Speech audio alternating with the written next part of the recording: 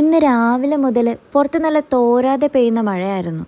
ഉച്ചയ്ക്ക് ഇന്ന് എന്ത് സ്പെഷ്യൽ ഉണ്ടാക്കുമെന്ന് ഓർത്തിരുന്നപ്പോഴാണ് കാനഡ വെച്ച് ഞാൻ ഒരു പ്രാവശ്യം ചെയ്തൊരു വീഡിയോ ആയിരുന്നു അങ്കമാലി സ്റ്റൈൽ മാങ്ങക്കറി. അപ്പോൾ ഇത് ഇന്ന് അതാണ് നമ്മുടെ സ്പെഷ്യൽ. നീളത്തിലരിഞ്ഞ സബോളയും അതുപോലെ ഇഞ്ചിയും പിന്നെ വേപ്പിലയും മല്ലിപ്പൊടിയും മഞ്ഞൾപ്പൊടിയും ഉപ്പും ചേർക്കുക.